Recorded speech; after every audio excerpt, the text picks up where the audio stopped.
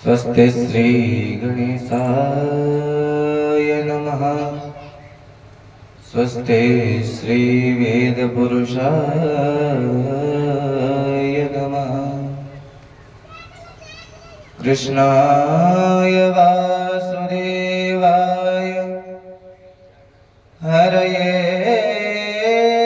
परमात्मने प्रणतक्लेशनाशाय श्रीगोविन्दाय नमो नमः। ध्येयं सदा परिभवगनमभीष्टदोहम् तीर्थास्पदं शिवविदं चिनुतं शरण्यम् भृत्यार्तिहं प्रणत बालभवाब्धिपोतम्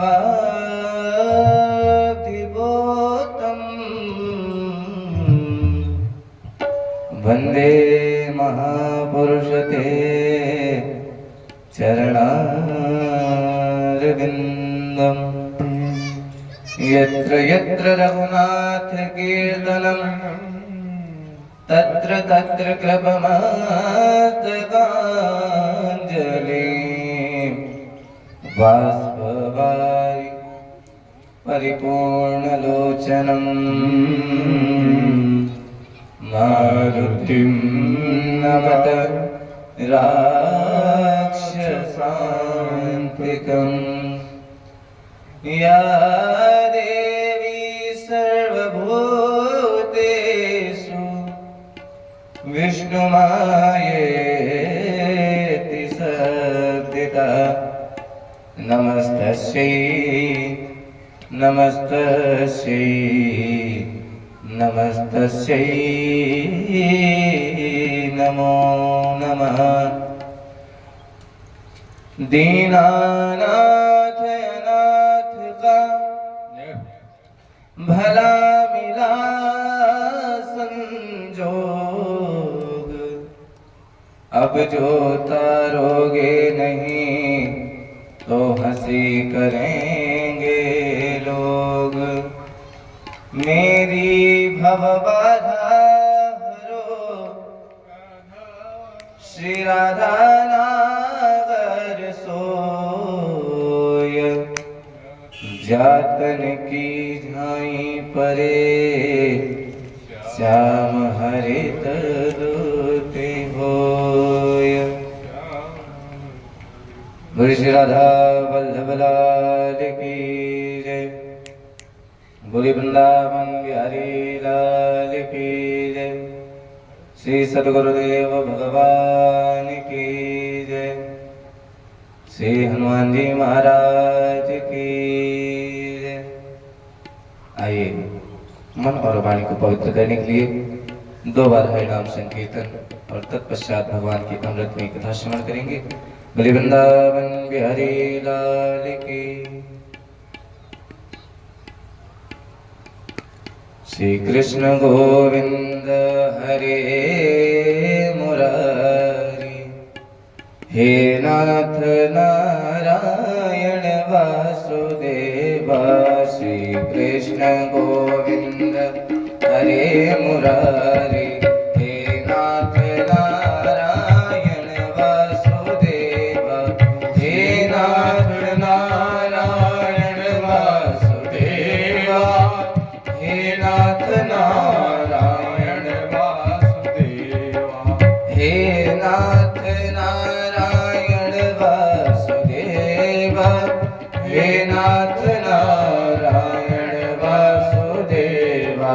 पितु मातु स्वामी सखा हमारे। पितु मातु स्वामी सखा हमारे।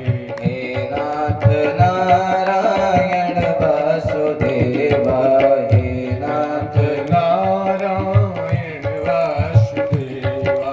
साधक भगवान से कहता है, प्रभु जी दो ही मोही नाते अनेक मानिए जो भावे। त्वमेव माता च पिता त्वमेव, सब कुछ आप ही हैं। पितु मातु स्वामी सखा हमारे, पितु मातु स्वामी सखा हमारे। हे नाथ नारायण वासुदेवा, हे नाथ नारायण वासुदेव। श्री कृष्ण गोविंद हरे मुरारे, हे नाथ नारायण वासुदेव। श्री कृष्ण गोविंद हरे मुरारे, हे नाथ नारायण वासुदेव।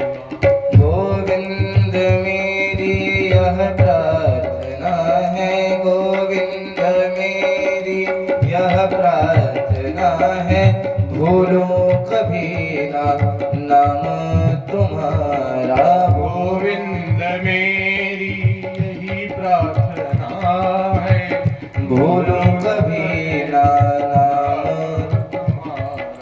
निष्काम होकर दिन रात गाऊं, निष्काम होकर दिन रात गाऊं।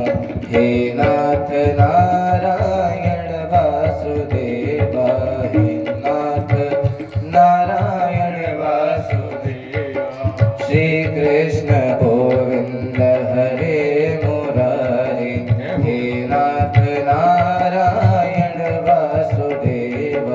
श्री कृष्ण गोविंद हरे मुरारी, हे नाथ नारायण वासुदेव। देव, हे नाथ नारायण वासुदेव, हे नाथ नारायण वासुदेव।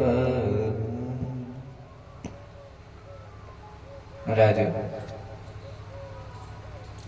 कल की पावन कथा में आप सभी लोगों ने भगवान कृष्ण के जन्मोत्सव के प्राकट्य की कथा सुनी।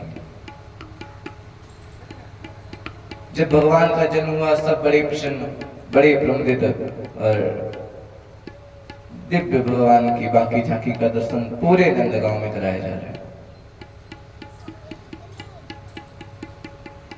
जब बाकी झांकी का दर्शन कराया गया तो क्या हुआ, बोले जात कर्म संस्कार इत्यादि करके निवृत्त हुए और कंस को लगा कि हमारा सारा उद्यम बेकार हो गया। क्यों? बोले इतने वर्षों तक अपनी बहन देवकी को कारागार में रखा और जो काल था वो भी हाथ से निकल गया, छूट गया।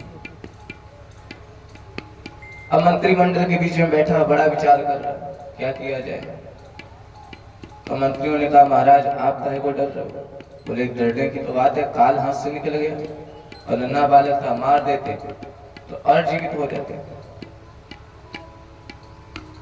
मंत्रियों ने कहा महाराज अभी भी कुछ नहीं बिगड़ा। क्यों नहीं बिगड़ा?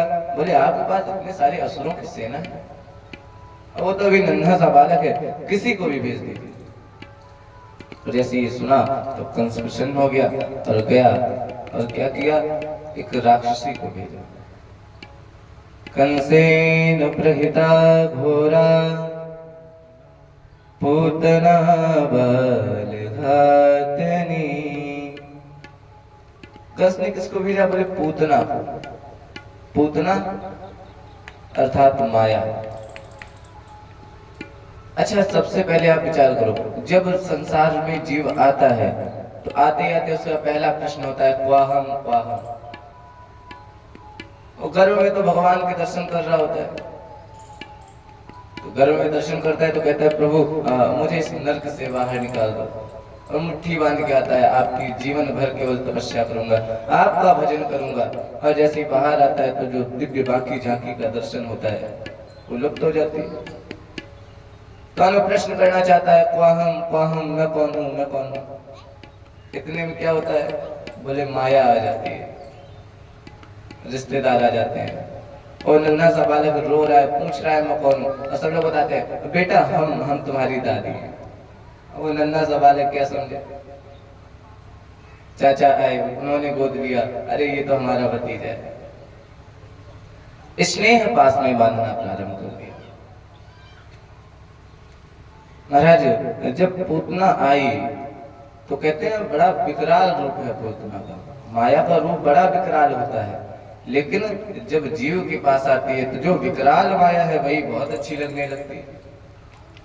अरे माया इतनी अच्छी, बोले जब वहां से मथुरा से चली तब तो बड़ा विकराल रूप, और जैसे ही महाराज नंद गांव में आई प्रवेश करने के लिए तो बड़ा सुंदर रूप बनाया।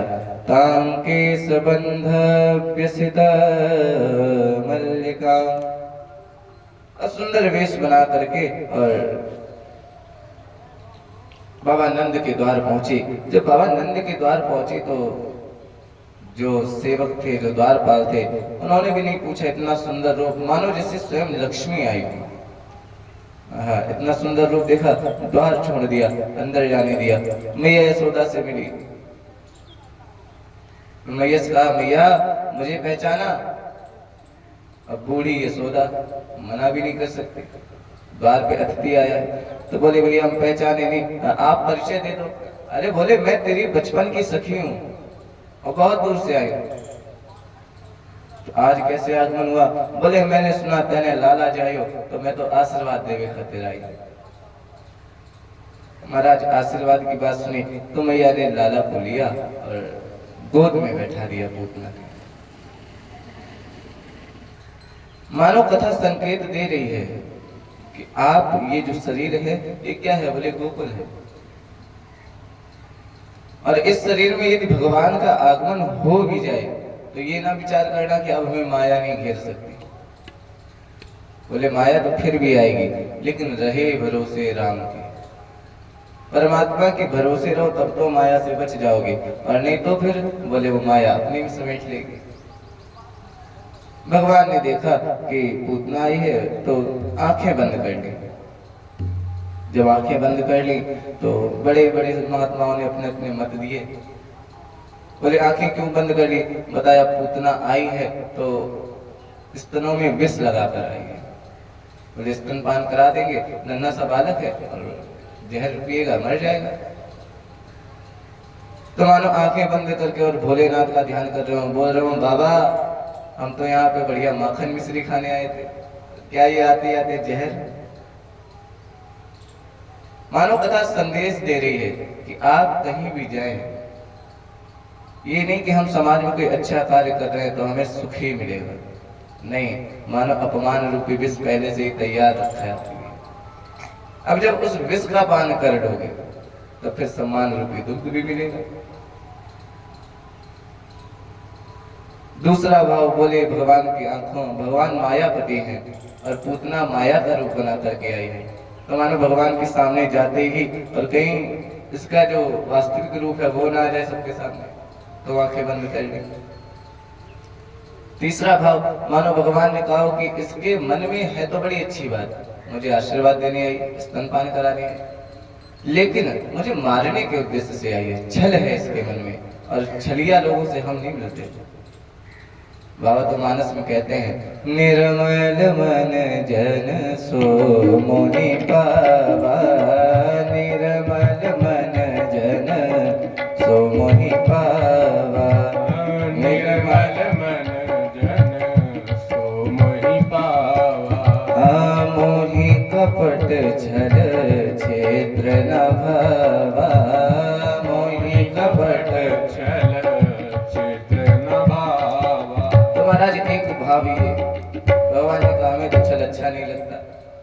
अच्छा बहुत से लोग क्या होते हैं, बोले जब वो कहीं जाते हैं, घर में भले ही कैसे भी रहते हो, लेकिन जैसे ही बाहर निकलते हैं तो बड़ा सुंदर वेश बना देते हैं। हालांकि अच्छी बात है, बनाना चाहिए, लेकिन जब परमात्मा के सामने जाओ तो हम जैसे हैं वैसे ही परमात्मा के सामने उपस्थित हो। आप संसार की आंखों से तो बच जाओगे किस प्रकार के।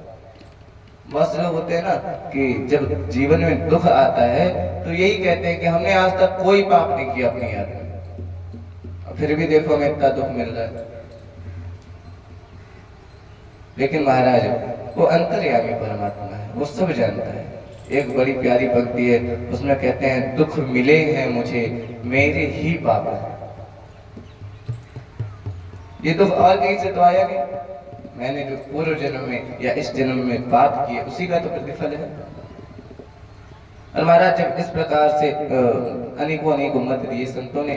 खैर पूतना ने देखा आंखें बंद हैं, कोई बात नहीं, स्तनपान कराना प्रारंभ किया।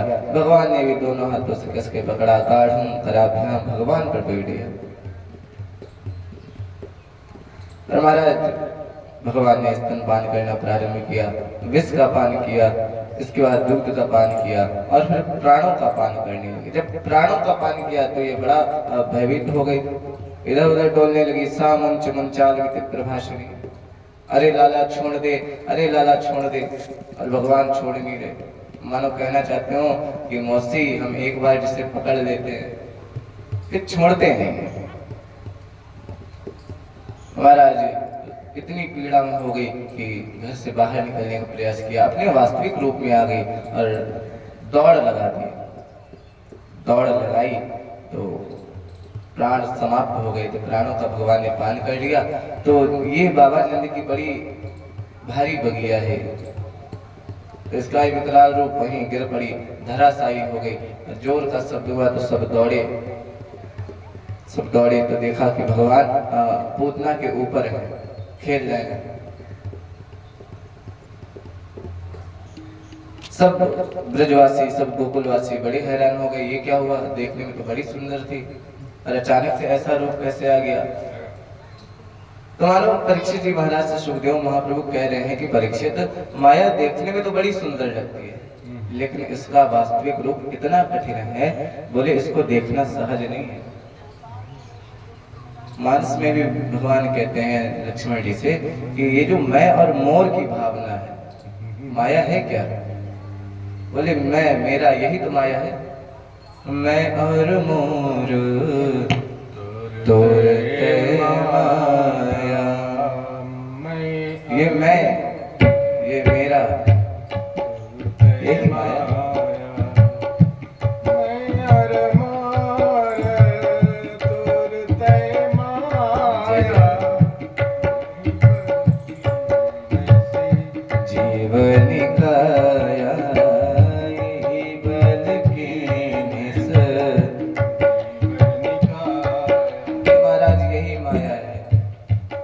बड़ा भेद कर देती है। खैर पूतना का भगवान ने उद्धार किया, भगवान की नजर इत्यादि उतारी गई और जब इसका अंतिम संस्कार किया गया तो सुखदेव महाप्रभु कहते हैं कि इसके शरीर से बड़ी सुगंध आ रही है। जिघान से आयापि हरये स्तनम दत्वा प्रसन्नते। सुखदेव महाप्रभु ने कहा कि बड़ी सुंदर सुगंध आ रही, तो परीक्षित जी ने टोक दिया कि महाराज ये तो राक्षसी है, राक्षसों के शरीर से सुगंध कैसे आ रही? तो बोले केवल सुगंध ही नहीं आई, परमात्मा ने इसको सदगति भी प्रदान कर दी। परीक्षित जी ने कहा महाराज ये तो बड़ा विचित्र है, कोई मारने आए और आप उसे सदगति दे रहे हैं। बोले यही तो भगवान की करुणा है। अहो बकीयम स्तनकाल कूटम, अहो बकीयम स्तनकालकूटं जिघांसया पायद प्रसाद्वी, जिघांसया पायद प्रसाद्वी। लेभे गतिं धात्र चिदान्ततोन्यं, लेभे गतिं धात्र चिदान्ततोन्यं, तं वादयालुं शरणं व्रजे, तं वादयालुं शरणं व्रजे। उन भगवान की जैसा कोई दयालु नहीं है। महाराज मैया भगवान की नजर इत्यादि उतारती हैं। आगे की कथा सुनाते हैं। बोले एक बार क्या हुआ कि मैया लाला को गोद में लिए है और आंगन में बैठे थे। पूतना लौट के नहीं गई, कंस को लगा शायद समाप्त हो गई, तो दूसरे असुर तृणावर्त को भेजा और तृणावर्त को जब भेजा तो ये बड़ा बवंडर का रूप लेकर के और नंदगांव की ओर बढ़ा। तो भगवान ने विचार किया कि ऐसा ना हो कि मैया भयभीत हो जाए, तो मैया को तो अंदर भेज देना चाहिए, लेकिन अभी बोल भी नहीं पाते। तो क्या किया भगवान ने, धीरे धीरे अपना वजन बढ़ाना प्रारंभ किया। अब थोड़ी देर वजन बढ़ा तो कोई बात नहीं, अच्छा अपना बच्चा कितना ही भारी हो, बहुत फूल सा लगता है, तो मैया गोद में लिए नहीं, लेकिन फिर पता नहीं क्या हुआ, एक तो जर्जर शरीर और फिर भगवान वजन भी बढ़ाते जा रहे। तो मैया ने कहा ये तो अपना वजन बढ़ाते ही जा रहे हैं, पता नहीं कैसे इतना भारी हो गया, और आंगन में छोड़ दिया। स्वयं अंदर चली गई और कुछ कार्य करने लगी। इतने में तृणावर्त एक बड़ा सूक्ष्म वायु का रूप लेकर के आया और भगवान ने देखा तो मुस्कुरा दिए। तो तृणावर्त जान गया हो न हो यही है वो बालक। भगवान बाहर आए, तृणावर्त ने बड़ा सा बवंडर का रूप धारण किया और चक्रवात का रूप धारण करके, बवंडर का रूप धारण करके और भगवान को लेकर के जाने लगा। महाराज जैसे वृंदावन की सीमा तक पहुंचे, तो भगवान अभी तक तो बड़े शांत थे, लेकिन जैसे ही वृंदावन की सीमा पर तृणावर्त पहुंचा, भगवान ने कहा अभी कहाँ लिए जा रहे हो, अभी थोड़ी ना हमको कहीं जाना है, हम अभी कहीं नहीं जाएंगे। और धीरे धीरे अपना भार बढ़ाना प्रारंभ किया और तृणावर्त के गले को पकड़ा और कस के खींच दिया तो हड्डी टूट गई, धड़ाम से जमीन पर गिरा। और कहते हैं कि जैसे ही जमीन पर गिरा तो जितने भी गोकुलवासी थे उन्होंने देखा लाला उड़ा जा रहा है, तो सब पीछे पीछे दौड़ रहे थे। देखा ओहो बहुत बड़ा असुर था। फिर से भगवान को वापस लाए और भगवान की नजर इत्यादि को उतारा।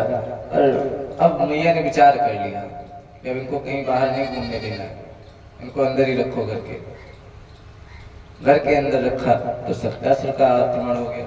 भगवान ने उसका भी उद्धार किया। महाराज जी कहते हैं कि समय बीता, और जब समय बीता तो एक बार क्या हुआ कि वसुदेव जी के पास महाराज गर्गाचार्य जी पहुंचे। जहाँ गर्गाचार्य जी पुरोहित हैं यदुओं के, यदुवंश के पुरोहित हैं, तो गर्गाचार्य जी से पूछा श्री वसुदेव जी ने कि महाराज आप हमारे बच्चों की खबर कुछ रखते हैं? बोले नहीं महाराज। तो महाराज जी कहते हैं यदुओं की कुलगुरु है श्री गर्गाचार्य जी महाराज। वसुदेव जी ने कहा महाराज आप जाकर के हमारे बालकों का नामकरण संस्कार कर दीजिए। विचार किया अगर मैंने नामकरण संस्कार कर दिया तो कंस को पता चल जाएगा, वो ना हो ये फिर वसुदेव के ही बेटा है। तो महाराज जहाँ नंद भवन था, नंद भवन के द्वार के सामने से निकल रहे थे, बाबा नंद द्वार पे खड़े थे। तो बाबा से पूछा बाबा और सब कुशल मंगल है? बाबा ने देखा पंडित जी हैं, चरणों में प्रणाम किया। बोले हाँ गुरुदेव सब आपकी कृपा है। पूछा और बाल बच्चे सब कैसे हैं, सब कुशल मंगल है कि नहीं है? बोले हाँ सब कुशल मंगल है। अब गर्गाचार्य जी स्वयं से कह भी नहीं सकते कि हम नामकरण संस्कार कर रहे हैं। तो कहते हैं वो बालकों के नाम कुछ तो रखे ही होंगे आपने। जैसे ये सुना तो वसुदेव महाराज श्री नंद बाबा बोले अरे महाराज बड़ी कृपा करी आपने, हमने तो अपने लाला का अभी तक कुछ नाम ही नहीं रखा, बस लाला लाला कह के बुलाते। अंदर गए, यशोदा मैया से कहा अरे यशोदा देख पंडित जी आए हैं और लाला का नामकरण संस्कार होना है। महाराज नंद बाबा तो बुलहुआ लगाने लगे, सबके आने होता पठाया गया लाला का नामकरण संस्कार है। गर्गाचार्य जी का देखो शोर नहीं मचाओ, हम ऐसे वो वाले पंडित जी नहीं है जो भीड़ में कथा कहें ना। बोले हम तो एकांत में कहेंगे, एकांत में नाम बताएंगे।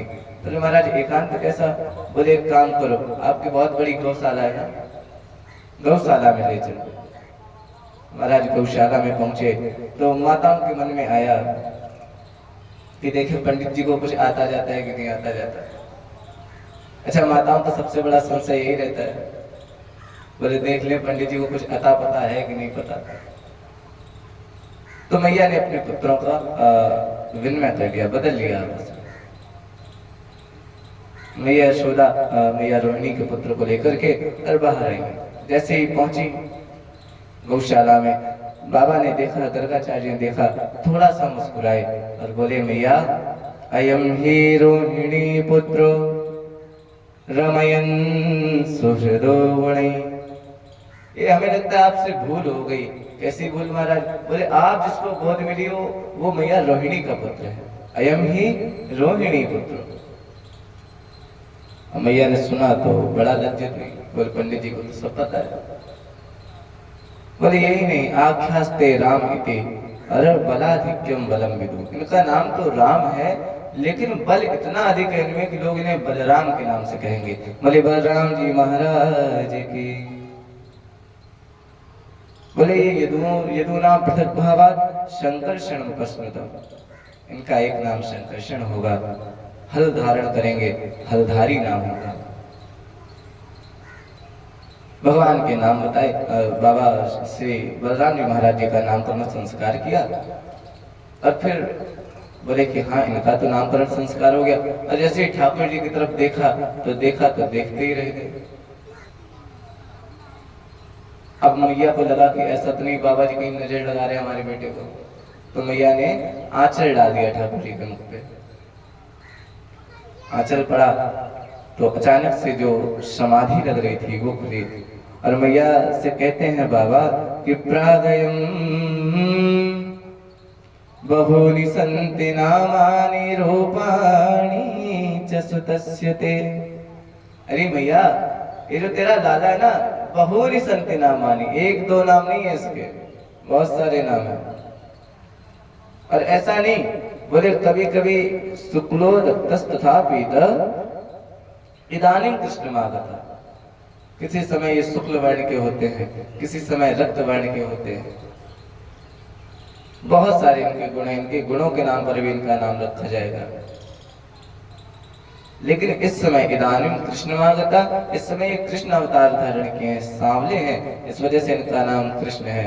श्री कृष्णचंद्र महाराज की कृष्ण नाम रखा और बताया कि देखिए इनके बहुत सारे गुण हैं। एक गुण विशेष है, क्या? बोले ये चोरी किया करेंगे।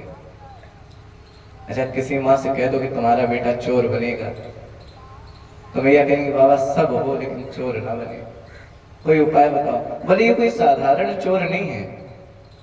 ये कैसे चोर है? बोले सदा वसंतम नवनीत चौरम गोपांगना नाम दुकूल चौरम। साधारण भाषा में बाबा कह रहे हैं, साधारण बोली में कह रहे कि ये ब्रज में रहने वालों का मक्खन चुराया करेंगे। सदा वसंतम नवनीत चौरम, मक्खन की चोरी किया करेंगे। गोपांगना नाम दुकूल चौरम, गोपियों के वस्त्र चुराया करेंगे। और गूढ़ भाषा में कह रहे हैं कि ये जो मन रूपी ब्रज है ना, इसमें जो विकार रूपी मक्खन आ रहा है इसका भगवान हरण कर लेंगे। जो गोप भाव में होकर भी लोक लज्जा के कारण और भगवान से सम्मुख नहीं हो पा रहे, उनकी लज्जा का हरण करेंगे। लज्जा अर्थात वस्त्र। गोपांगना नाम दुकूल चौरम अनेक जन्मार्जित पाप चौरम। एक तो नहीं, बोले महाराज अनेकों जन्म के पाप चोरी कर लिया करेंगे और ऐसे चोरी करेंगे किसी को पता भी नहीं चलेगा।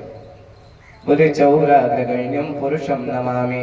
ऐसे महाराज ये चोरों के सरदार, चोरों के सरताज, इनको हम प्रणाम करते हैं। बढ़िया अनेकों अनेक नाम बताए और बताया कि इनके अंदर कुछ कुछ नारायण के गुण हैं। मानो कहना चाहता हूँ कि भैया ये तो स्वयं नारायण है। अब तो बाबा ने जैसे ही मुख देखा तो सारी कुंडली खोलने लगे। भगवान को लगा ये तो अभी सब बता देंगे, फिर मैया कहीं जाने भी नहीं दिया करेंगे, तो भगवान मुस्कुरा दिए। और जैसे ही मुस्कुराए तो फिर सब भूल गए। एक वो भजन था बड़ा प्यारा, कहते हैं तेरी मंद मंद मुस्कनिया पे, तेरी मंद मंद मुस्कनिया पे बलिहार राघव जो, बलिहार श्याम जो। तेरी मंद मंद मुस्कनिया पे, तेरी मंद मंद मुस्कनिया पे बलिहार श्याम जो, बलिहार श्याम जो। तेरी मंद मंद मुस्कनिया पे, तेरी मंद मंद मुस्कनिया पे बलिहार श्याम जो, बलिहार श्याम जो। तेरी चाल अजब मतवारी लगती है प्यारी प्यारी, तेरी चाल अजब मतवारी लगती है प्यारी प्यारी। तेरी चाल अजब मतवारी लगती है प्यारी प्यारी।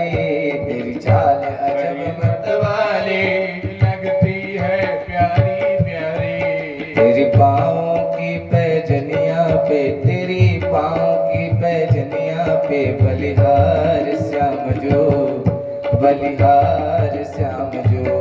तेरी मंद मंद मुस्कनिया पे, तेरी मंद मंद मुस्कनिया पे बलिहार श्याम जो, बलिहार श्याम जो, बलिहार श्याम जो, बलिहार श्याम जो, बलिहार श्याम जो, बलिहार श्याम जो, बलिहार श्याम जो, बलिहार श्याम जो। बोले वृंदावन बिहारी लाल की जय हो। बोले जैसे ही भगवान मुस्कुराए तो गर्गाचार्य जी अब बोले महाराज मैया हो गया नाम करना संस्कार। जाने लगे तो बाबा ने कहा कि दक्षिणा ले लो। बोले महाराज दक्षिणा क्या, हम दक्षिणा तो नहीं देंगे। बोले नहीं, कुछ ना कुछ तो दक्षिणा देनी पड़ेगी। और एक काम करो, आप भोजन भी कर लो, बहुत समय हो गया ना, भोजन कर लो। महाराज गर्गाचार्य जी का हम तो स्वयं बनाते हैं, सब बाकी है, स्वयं बनाएंगे, भोग लगाएंगे तो खाएंगे। क्या बनाया जाए? बोले तस्मै का निर्माण करते हैं। और जब तस्मै का निर्माण किया गर्गाचार्य जी ने, और जैसे ही भगवान के लिए भोग लगाया, भगवान का निमंत्रण किया, बोले प्रभु जी आइए भोजन करिए। तदीयं वस्तु गोविंद तुभ्यमेव समर्पये। यहाँ तक तो महाराज ठीक है, भगवान आपकी वस्तु है, हम आपको समर्पित कर रहे हैं। भगवान बैठे रहे, लेकिन जैसे ही गर्गाचार्य जी आगे बोले गृहाण सन्मुखो भूत्वा, महाराज सामने आकर के ग्रहण करना। तो भगवान भी फिर नन्हे नन्हे पांव से और घुटनों के बल चलते हुए पहुंचे कि गृहाण सन्मुखो भूत्वा प्रसीद परमेश्वर। इतना कहना था कि आंखें खोली और आधी थाली साफ। जय। अब तो महाराज गर्गाचार्य जी को बड़ा क्रोध आया, ये देखो नन्हा सा बालक, इसने थाली जूठी कर दी, हम भगवान को भोग लगा रहे थे। लेकिन हम बालक है, कुछ कह भी नहीं सकते। यशोदा जी को बुलाया, यशोदा ये देख तेरे बालक ने खीर खा ली, अब बता मैं कैसे भोग लगा। मैया ने कहा अरे बाबा क्षमा कर दो, आप दूसरी बना लो। पुनः सामग्री उपस्थित कराई और फिर बनाया, फिर भगवान को बुलाया। तदीयं वस्तु गोविंद तुभ्यमेव समर्पये गृहाण सन्मुखो भूत्वा। बार बार कहते सामने आकर के महाराज बाबा, भगवान तो दूर है नहीं, तो कहा जैसे गृहाण सन्मुखो भूत्वा, तो भगवान को फिर चले आए, फिर आदि थाली साहब। गर्गाचार्य जी का देखिए सोदा ऐसा होगा तो मैं भोजन नहीं करने वाला करेगा, हमारा जो ब्राह्मण दुष्ट हो जाए तो ये तो अच्छी बात नहीं है। मैया ने हाथ जोड़ लिया, कहा प्रभु अगली बार आप कमरे के अंदर बना लो और मैं इसको बाहर रखूंगी। महाराज पुनः भोग लगाया, पूरा सामग्री की और सारी खीर बनाई और जैसे ही फिर भोग लगाया और आंखें खोली तो देखा भगवान सम्मुख, लाला सम्मुख था। आहा, पैरों में गिर पड़े।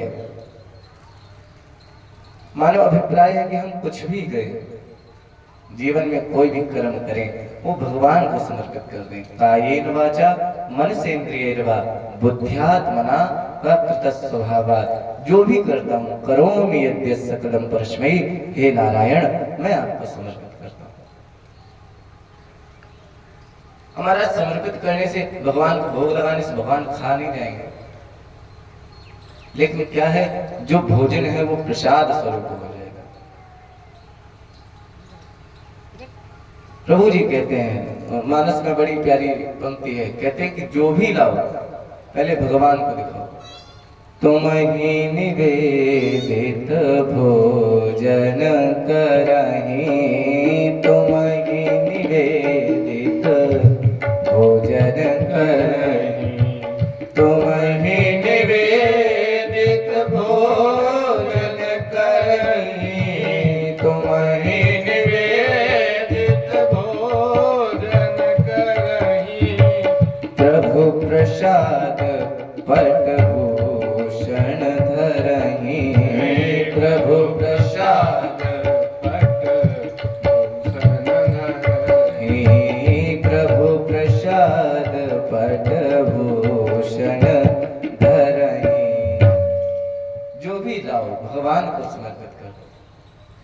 कोई सुंदर नया वस्त्र लाए, ठाकुर जी को समर्पित कर दो। प्रभु पहले आप, अब समर्पित करने से भगवान ये तो नहीं कहे कि लाओ भैया अब हमारा हो गया तो दे दो, नहीं, भाव बनाना है।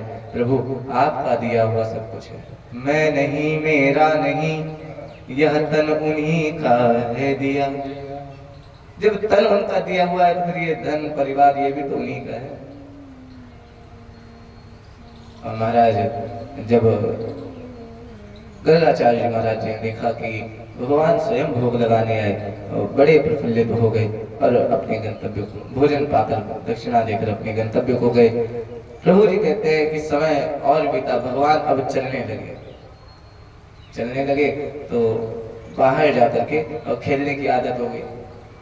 तो नन्हे नन्हे बालक और नन्हे नन्हे सखा भगवान के सब एकत्रित हो जाते हैं और सब एकत्रित होके क्रीड़ा करते। तो क्या हुआ कि भगवान मैया पृथ्वी की ओर देख रहे थे। जैसे पृथ्वी की ओर देखा तो पृथ्वी मूर्त स्वरूपा होकर के और भगवान को हाथ जोड़कर बोली, प्रभु मैं तो स्वयं जड़ हूं, मेरे पास कुछ है नहीं देने के लिए।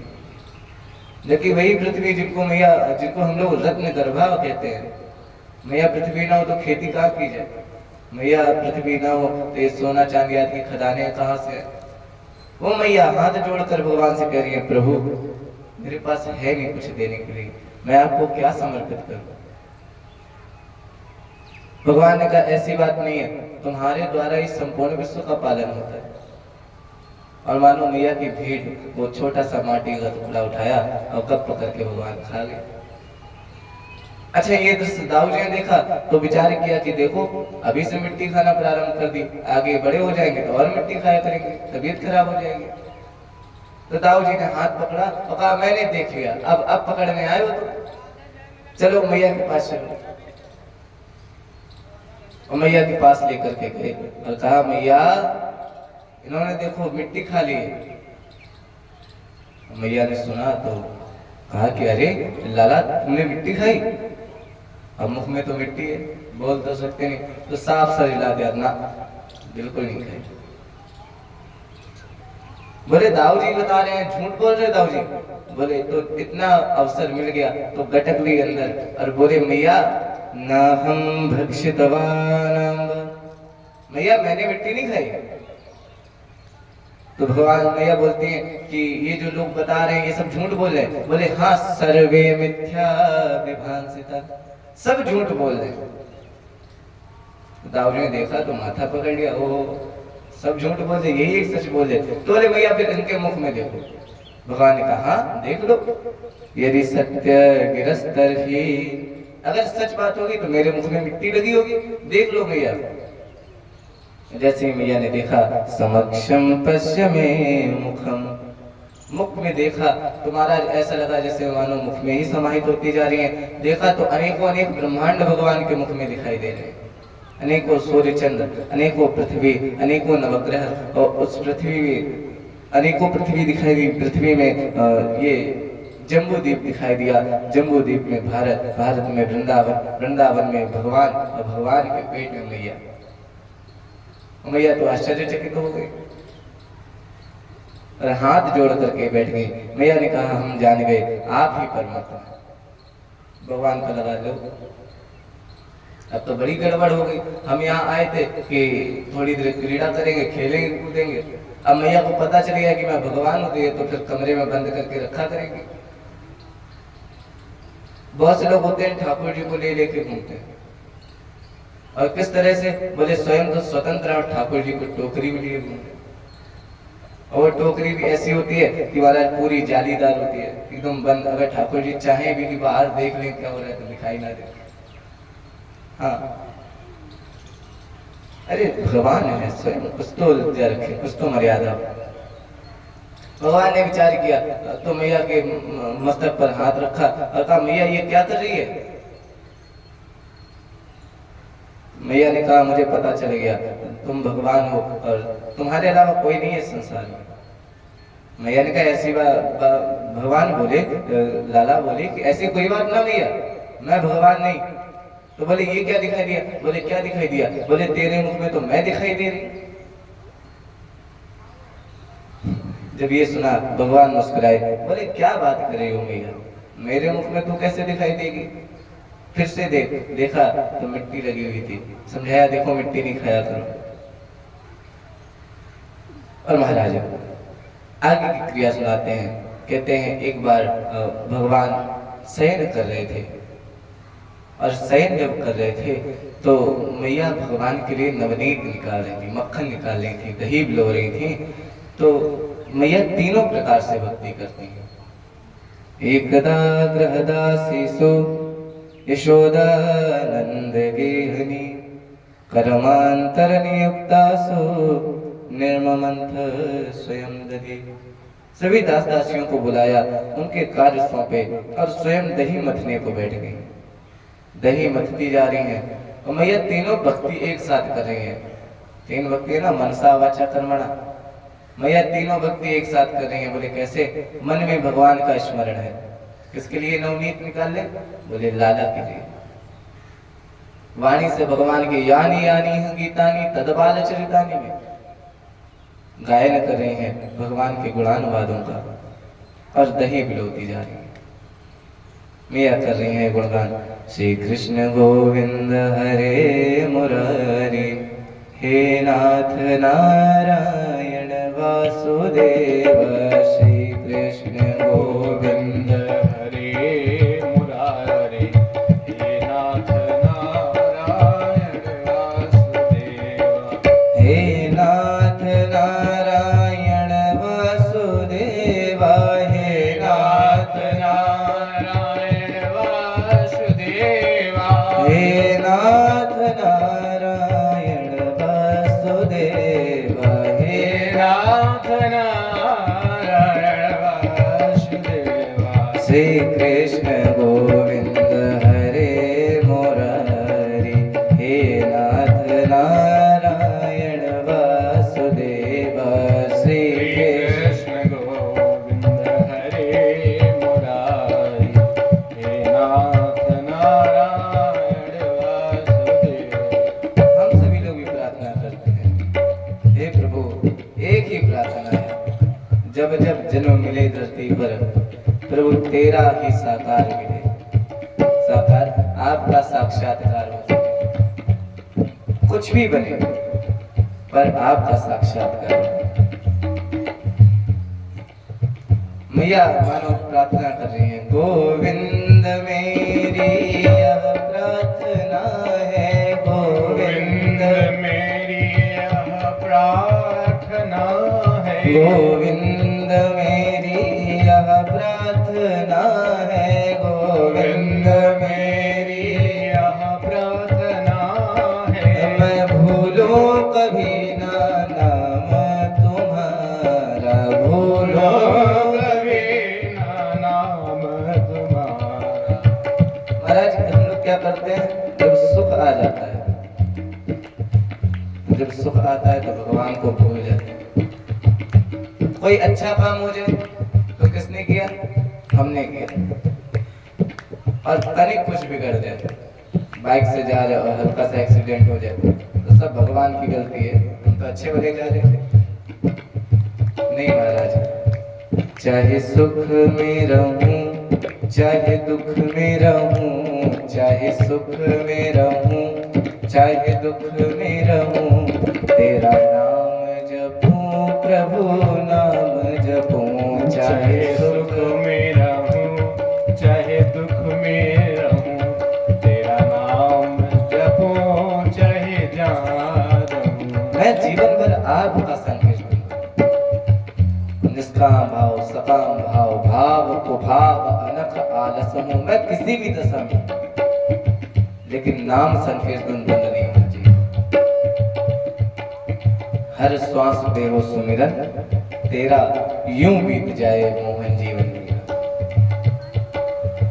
मैया कहते हैं गोविंद मेरी यह प्रार्थना है, गोविंद मेरी यह प्रार्थना है। भूलो कभी ना नाम तुम्हारा, भूलो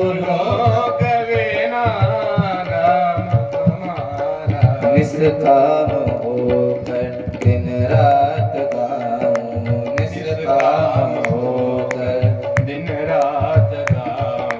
हे नाथ नारायण वासुदेवा, हे नाथ नारायण वासुदेव, हे नाथ नारायण वासुदेवा, हे नाथ नारायण वासुदेवा। महाराज इतना सुंदर भगवान का स्मरण चल रहा था, तो भगवान से भी फिर रहा नहीं गया। सो रहे थे प्रभु जी और उठे और आंखों को मिलोते हुए और मैया के पास आए और मैया का हाथ पकड़ लिया। तो मैया तो आंखें बंद करके भगवान का भजन कर रही थी, हाथ पकड़ लिया, रस्सी आगे नहीं बढ़ी, आंखें खोली तो देखा जिसका स्मरण चल रहा है वो स्वयं सामने। अब भगवान बोले मैया मुझे तो भूख लगी बहुत तेज। मैया ने कहा थोड़ी देर रुक जाओ, ये मक्खन तुम्हारे लिए है। भगवान बोले बहुत तेज भूख लगी है, हमें भोजन दो। तो मैया ने अंक में बैठा लिया, स्तनपान कराने लगे और दही पिलोती जा रही है। अचानक से क्या हुआ कि गाय का दूध रखा था तो वो आग पे चढ़ा था, तो मानो अब गाय के दूध को लगा कि हमारा तो रहना ही व्यर्थ हो गया, अब हम जी के करेंगे क्या, तो मानो आत्महत्या करने के लिए अग्नि में कूद गया। और मैया ने देखा दूध जला जा रहा है और ये गोद में बैठे हैं, तो ठाकुर जी को नीचे बैठाया और दौड़ के गई दूध बचाने के लिए। भगवान ने देखा तो बड़ा क्रोध आ गया। हाँ, संजात कोपस्फुटा नृणाधरम, ऊंट कब कपाने लगा, मानो उन्हें विचार कर रहे हैं कि मैया मैं वैकुंठ छोड़ के आया, क्षीर सागर छोड़ के आया और तुम ये तनिक से दूध के लिए मुझे छोड़ के जा रही हो। देखा, बोले इसमें मैया का अपराध नहीं है, मैया तो मेरे को गोद में लेके बैठी थी, उसका कोई अपराध नहीं। अपराध किसका? बोले अपराध दूध का है। अब दंड किसको मिलेगा? बोले दूध को। तो दूध की तो तीन ही गति, दूध दही और मक्खन। देखा वो हांडी में मैया और मटकी में और दही भिगो रही थी, तो पास में एक पत्थर रखा था, नहीं मटकी के पास लगा देते हैं, उठाया पत्थर और क्रोध में थे तो मारा जैसे ही, अब जैसे ही मटकी पर प्रहार किया तो आवरण में था दही, मटकी टूट गई और सारा दही गलगल करते हुए आंगन में बह गया। अब जब क्रोध शांत हुआ तो विचार किया कि अब तो हम मारे जाएंगे। क्यों? बोले मैया की बड़ी पुरानी मटकी थी। अच्छा, माताएं बर्तन बड़ा संभाल के रखती हैं, तो बड़ी पुरानी मटकी और हमसे टूट गई। दही के लिए तो मैया कुछ नहीं गई, लेकिन अब मारेगी जरूर। हमारा नन्हे नन्हे पांव से और भागना प्रारंभ कर दिया। मैया लौट कर आई, देखा आहा इतना क्रोध, पूरे आंगन में दही दही फैला पड़ा है। भगवान के पैरों के चिन्ह उस दही में लिपट गए थे, तो वो सब निशान बने हुए थे, मानो पैरों इधर गए इधर पकड़ो जाके, इधर गए। और महाराज मैया ने भगवान का पीछा किया और भगवान नन्हे नन्हे पांव से आगे भाग रहे, मैया बड़े बड़े कदम, मैया को लग रहा अभी पकड़ लेंगे, एक छोटा सा बालक, हम अभी पकड़ लेंगे इसको। और महाराज जब तक मैया एक कदम चलती है तब तक भगवान 4 कदम चल जाते हैं, हाथ में छड़ी लिए और कह रही लाला रुक जा, लाला रुक जा। भगवान ने कहा मैया हम रुक तो जाते, मगर भय लग रहा है। किस बात का? बोले ये जो तेरे हाथ में छड़ी है ना, बहुत मारेगी तुम को। मैंने कहा कोई बात नहीं, कोई बात नहीं। अरे दही फैल गया, मटकी फूट गई तो फूट गई, अपने लाला को थोड़ी ना मारेंगे। ये ले, छोड़ दी मैंने, ये छड़ी छोड़ दी। सुतम भीतम विज्ञायाजवत्सला। मैया को लगा भगवान भयभीत हो रहे हैं, तो जैसे छोड़ दी तो भगवान ने कहा मारोगी तो नहीं? बोले बिल्कुल नहीं मारेंगे, आ जाओ पास में। भगवान आए पास में, मैया ने पकड़ लिया और कहा अब आए हो पकड़ में, अब तुम्हें बताते हैं। बहुत उधम करने लगे हो, बहुत परेशान करने लगे हो। तो भगवान रोने लगे, और रोने लगे तो मैया को लगा कि अरे नन्हा सा बालक है, कोई बात नहीं, मटकी तोड़ दी तो तोड़ दी, छोड़ देते हैं। अच्छा, भगवान माखन चोरी की लीला करना प्रारंभ कर दिए थे तो रोज शिकायतें आती, तो गोपाल जितने थे शिकायत करते, गोपियां शिकायत करती, तो मैया कहती कि अरे कोई बात नहीं, बालक है और जितना चुरा लेने दो, मेरे यहाँ से ले जाओ। बोले यशोदा बढ़ावा दे रही हो, इसी वजह से बिगड़ रहा है। तो वो सब एकत्रित हो गए, बोले अब तो यशोदा दंड देना ही पड़ेगा। तो गोप वालों के, गोपियों के कहने पर और मैया को लगा क्या किया जाए, तो देखा उखल पास में था। तो बोले बहुत शैतानी, बहुत उधल करने लगे हो, बहुत परेशान करते हो। तो रस्सी ली और भगवान को बांधने का प्रयास करने लगे। जब उखल में बांधा, बांध रही है तो क्या हो रहा है, बोले द्वय अंगुलो नमोत्ते न संदधे न्यच्च गोपिका। मैया बांधने लगी तो 2 अंगुल रस्सी छोटी पड़ गई। मैया ने कहा छोड़ो, अब बांध तो देते हम, लेकिन अब ये रस्सी छोटी पड़ गई। गोपियों ने कहा बहाना ना बनाओ, आज चाहे सारी गैया की रस्सी खोल के लानी पड़े, लेकिन हम रस्सी देंगे तुम्हें। गांठ लगाती जा रही, बांधती जा रही है, बांध रही है तो फिर भी तदपि द्वय अंगुल न्यूनम यद्यदादत्त बंधनम। जितनी रस्सियां दी जाती हैं, जितनी मैया जोड़ती, सब में 2 अंगुल छोटे पड़ जाते हैं। अब महाराज जब मैया ने इस दशा को देखा तो जितने गोपवाल थे, गोपिका थी, वो हंसने लगी, ये देखो ये दंड देंगे, ये अपने लाला को बांध ना पा रही है, इतने मोह में पड़ी है। इस बात को सुना तो जो अहंकार था मन में, मैया को लगा ये तो मेरा बेटा है ना, मैं बांध लूंगी। भगवान ने कहा अहंकार प्रिय नहीं है। महाराज जैसे ये सुना तो मैया की आंखों में अश्रु आ गए और कहने लगी लाला अब बंध जाओ, तुम अगर नहीं बंधे ना तो ये सारा संसार मुझ पे हंसेगा और कहेगा देखो यशोदा अपने बेटे को भी नहीं बांध पाई।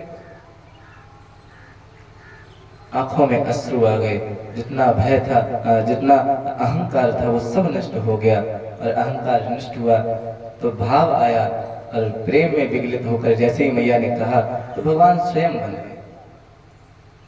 प्रबल प्रेम के पाले पड़कर प्रभु को नियम बदलते देखा, अपना मान टले टल जाए पर भक्त का मान न टलते देखा। वही भगवान है जो महाराज संपूर्ण विश्व को बांधते हैं, वही जिनकी सत्ता 14 भुवनों में है, तीनों लोकों में है, वो आज मैया यशोदा के कहने पे स्वयं बन जाते हैं। मैया ने कहा अब बहुत शैतानी करते हो ना, बहुत परेशान करते हो, पूरा दिन यही खड़े रहो। महाराज सब लोग अपने अपने कार्य की ओर बढ़ गए। दृष्टा परिश्रमं कृष्णः कृपया शीत स्वबंधने। जब भगवान ने देखा बड़ी परेशान है तो स्वयं को बांध लिया। सब लोग अपने अपने कार्य में चले गए। भगवान को याद आया अब ये बंध ही गए तो कुछ काम ही कर लेते हैं, लीला ही कर लेते हैं। तो बाबा नंद के द्वार पर 2 बड़े बड़े वृक्ष यमलार्जुन के खड़े थे और दोनों एक उधर एक इधर पास पास में खड़े थे। तो भगवान क्या किए कि धीरे धीरे उखल के साथ खिसकने लगे और उखल के साथ खिसके और दोनों वृक्ष के बीच से स्वयं तो निकल गए, उखल रह गया। तनिक बल लगाया और दोनों वृक्ष धराशायी हुए। वृक्ष धराशायी हुए और दिव्य 2 पुरुष निकले और दोनों पुरुष हाथ जोड़ करके भगवान की परम वंदना करते हैं। नमः परम कल्याण नमः परम मंगलम वासुदेवाय शांताय यदूनां पतये नमः। हे परम कल्याण, हे परम मंगल, हे वासुदेव, हे शांत स्वरूप, मैं आपको प्रणाम करता हूँ। बड़ी सुंदर स्तुति करते हैं। वाणी गुणानुकथने श्रवणो कथाया हस्तौ च कर्मसु मनस्तव पादयोर्नाम स्मृत्या शिरस्तव निवास जगत् प्रणामे दृष्टि सतां दर्शने तु भवतनूना। हे प्रभु मैं आपकी वंदना करता हूँ। वाणी गुणानुकथने श्रवणौ कथाया। वाणी की सार्थकता तभी है जब वो भगवान के नाम का गान करे, वो हाथ तभी सार्थक है, वो कान तभी सार्थक है जब भगवान की कथा सुने। मानस में तो बाबा कहते हैं, जिन हरि कथा सुनी नहीं काना, जिन हरि कथा सुनी नहीं काना, जिन हरि कथा सुनी नहीं काना, जिन हरि कथा सुनी नहीं काना, जिन हरि कथा सुनी नहीं काना। वो फिर कान नहीं है। श्रवण रंध्र अहि भवन समाना, श्रवण रंध्र अहि भवन समाना, श्रवण रंध्र अहि भवन समाना, श्रवण रंध्र अहि भवन समाना, श्रवण रंध्र। बाबा कहते हैं, जिन हरि कथा सुने नहीं काना, श्रवण रंध्र अहि भवन समाना। वो कान नहीं है, वो तो सर्प के बिल के समान है, निरर्थक। जो संतों का दर्शन नहीं करते, नए नहीं संत दर्श नहीं देखा, लोचन मोर पंख कर लेखा। जैसे मोर पंख में आंख बनी होती है ना, कोई लाभ नहीं उसका। ऐसे ही केवल शरीर की सुंदरता बढ़ाने के लिए आंख है, इनका कोई लाभ नहीं। ते सिर कटु तुम वर समतूला, जे न नमत हरि गुरु पद मूला। वो सिर सिर नहीं है, वो कड़वे तूंबे के समान है, जो भगवान के चरणों में, गुरु के चरणों में प्रणाम नहीं करता। बड़ी सुंदर प्रार्थना की। जब प्रार्थना की तो महाराज भगवान बोले कि ठीक है, बहुत प्रार्थना कर ली, मांगो क्या वरदान चाहते हो। जब ये सुना तो हाथ जोड़ करके प्रियमलाल जिनका नाम नलकुबर और मणिग्रीव है, हाथ जोड़कर कहने लगे, प्रभु जीवन भर मांगते रहे आपसे, कभी ये दे दो, कभी वो दे दो, कभी कुछ चाहिए, कभी कुछ चाहिए, लेकिन आज ना जाने क्यों आपके दर्शन करके ऐसा लगता है जैसे सब कुछ मिल गया। अब तो एक ही स्थिति है, क्या अब कछुनाथ न चाहिए मोरे, अब कछुनाथ न चाहिए मोरे, अब कछुनाथ न चाहिए मोरे, अब कछुनाथ चाहिए मोरे, दीन दयाल अनुग्रह तोरे, दीन दयाल अनुग्रह तोरे। हे प्रभु, अब कुछ चाहते नहीं है, अब तो बस एक ही चीज है, क्या मैं आपका दर्शन करता रहूं। बड़ा प्यारा भजन है, कहते हैं, बस इतनी तमन्ना है। सभी लोग मीठी मीठी तालियां बजा करके भजन गुनगुनाएंगे। बस इतनी तमन्ना है, बस इतनी तमन्ना है, घनश्याम तुम्हें देखूं, नंदलाल तुम्हें पाऊं, घनश्याम तुम्हें देखूं, नंदलाल तुम्हें पाऊं, सिर मुकुट सुहाना हो, माथे तिलक निराला हो, सिर मुकुट सुहाना हो, माथे तिलक निराला हो, माथे तिलक निराला हो, गले मोतियन माला हो,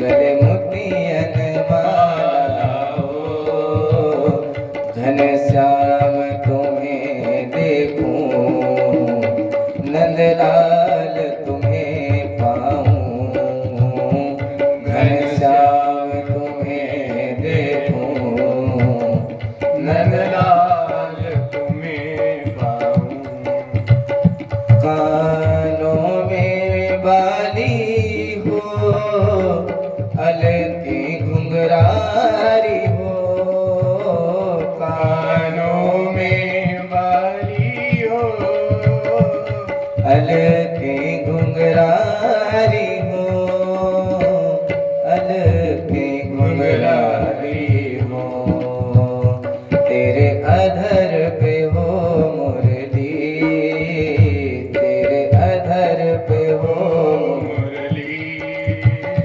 घनश्याम तुम्हें देखूं, नंदलाल तुम्हें पाऊं। घनश्याम तुम्हें देखूं, नंदलाल तुम्हें पाऊं। बस इतनी तमन्ना है, बस इतनी तमन्ना है, बस इतनी तमन्ना है, बस इतनी तमन्ना है। घनश्याम तुम्हें देखूं, नंदलाल तुम्हें पाऊं। घनश्याम तुम्हें देखूं, नंदलाल तुम्हें पाऊं। बोले वृंदावन बिहारी लाल की जय हो। महाराज जी, बस अब तो यही इच्छा है, वर्णन करूं किस भांति में है ईश तब अवरूप का। आपके रूपों का वर्णन कोई कर नहीं सकता महाराज। अब कुछ नहीं चाहिए। भगवान ने कहा कुछ नहीं चाहते तो अब परम पद को जाओगे। परीक्षित जी ने पूछा कि प्रभु ये थे कौन? स्तुति तो बड़ी सुंदर की, वाणी गुणान कथने श्रवणो कथाया हस्तौ च कर्मश मनस्तौ पादे वर्णा। बड़ी सुंदर स्तुति है, जानना चाहते हैं कौन है? बोले ये रुद्रगण थे और मदिरा पी करके और नदी में स्नान कर रहे थे। बाबा नारद जी निकले, देखा तो कोई सम्मान नहीं किया तो बड़ा क्रोध आ गया। बोले जड़ की भांति तुम लोग ऐसे घूम रहे हो, और श्राप दे दिया, जाओ जड़ हो ना तो वृक्ष हो जाओ, जड़ हो जाओ। उद्धार पूछा तो बताया द्वापर युग में भगवान श्री कृष्ण का अवतार होगा और उन्हीं के द्वारा तुम्हारा उद्धार होगा। जब वृक्ष की आवाज सुनी, अब महाराज भगवान ने कहा कि अब तुम लोग जाओ, और बहुत देर हो गई। जब गए तो वृक्ष की आवाज सुन करके सारे गोपबाल दौड़े तो देखा कि भगवान उन वृक्षों के बीच में है, शाखाएं काटी गई, बाहर निकाला गया गोपाल जी को। और जब देखा तो बाबा नंद ने कहा कि देखो बालक छोटा है, अपराध कर दे तो इसका ये मतलब थोड़ी ना कि उखल से बांध दोगे। अरे तनिक दंड दो, समझाओ उसको। और बहुत प्रकार से डांट लगाई, मैया भी रोने लगी। भगवान ने फल बेचने वाली पर बड़ी कृपा की।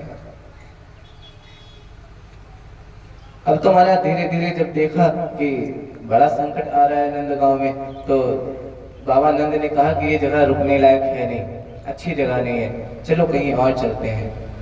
ऐसा विचार किया और ब्राह्मणों से पूछा, ज्योतिषियों से पूछा, तो कहा कि बाबा थोड़ी ही दूर पर एक वृंदावन नाम का वन है। वो वन क्या महाराज, संपूर्ण से तुलसी लगी हुई है। तुलसी तो हरि प्रिया, बड़ी प्रिय है भगवान को। तो कहा कि बाबा उधर ही चलते हैं। सब लोग अपने अपने छकड़ों पर, अपनी अपनी बैलगाड़ियों पर सारा सामान रखते हैं जरूरत का। और भगवान ने यहाँ विश्वकर्मा जी से कहा कि जाओ, जैसा नंद गांव है ऐसा ही बिल्कुल वृंदावन को बना दो। विश्वकर्मा जी पहुंचे और रात्रिकालीन बेला में सारे वृंदावन का निर्माण कर दिया। और भगवान जब गोकुल से वृंदावन की ओर जाते हैं तो बड़ा परम मनोहर दृश्य है। छोटे छोटे तुलसी के वृक्ष लगे हुए हैं, बड़ी सघन छाया है। एक तो संत जी गाते थे, ये वृंदावन की यहाँ बड़ी कठिन है। वृंदावन धाम पार रटे जा राधे राधे। वृंदावन